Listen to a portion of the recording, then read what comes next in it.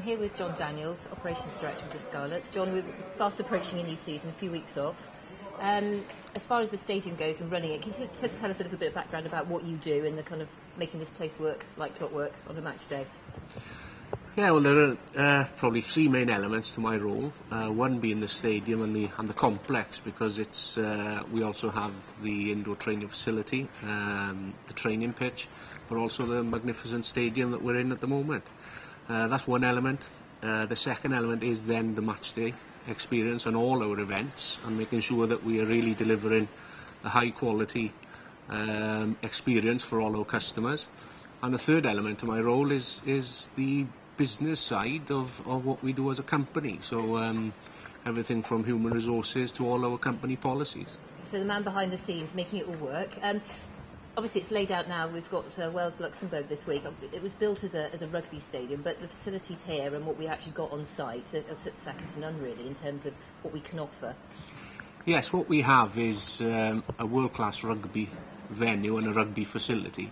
But because of its stature and its recognition by a number of bodies across the world, including UEFA and FIFA, they're very keen to bring international football to Parc des Scarlets, and we're very keen to have them as well. The pitch here in particular gets commented very favourably on, and I think from the Welsh manager's point of view, John Toshak, he loves coming here and loves playing on our pitch here at Parc des Scarlets. And obviously last season there were some issues with frozen pitches around various clubs, and we've got the technology here to be able to play all year round in all conditions as well. Yes, again, because of the state-of-the-art facilities, we're able to play in almost any conditions, but also due to the hard work and professionalism of staff as well, and our event management processes, we're able to put games on at short notice. So last year, I'm sure many will be aware of us hosting the Dragons here in the European Cup tie, and we were able to put a live televised Sky game on within 16 hours of notice. So that's credit to the stadium and the people that work within it, to be honest. And obviously 16 games ahead in the season, big match day to organise, but equally it's about how it can be used for the rest of the year as well.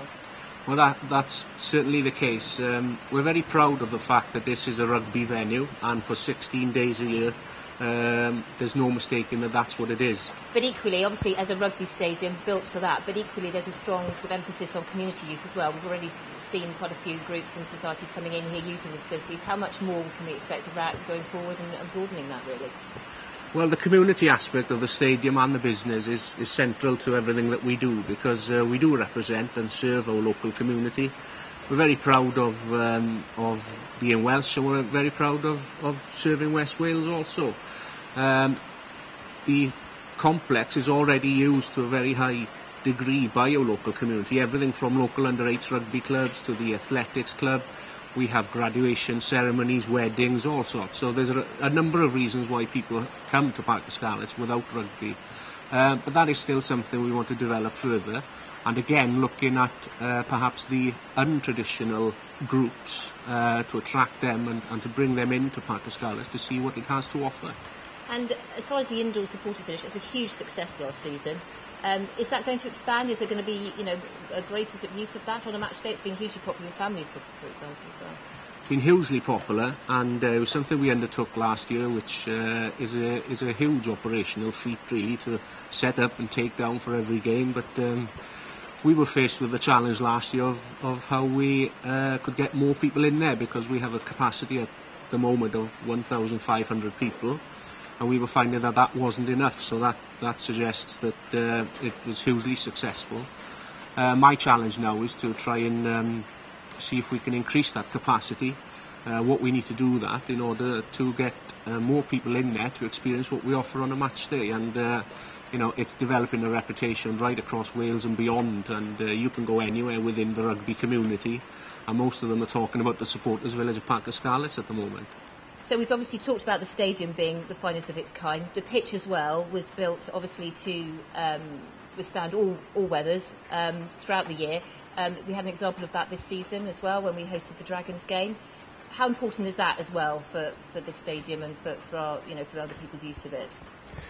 I think it's important to us all, as a business, as a local community, as a nation, that we can we can have something which is world class, really punching above our weight, and we can do things that some others can't. So the fact that we were able to host a game during a period which was sub-zero conditions for over 14 days is testament to the quality of the facilities, the technology involved in the build here on the pitch, but also testament to the people that worked hard over 16 hours there to put on a live televised Sky broadcast game, European game, within that short space of time. So I think it's hugely important for us all and something we can all be very proud of.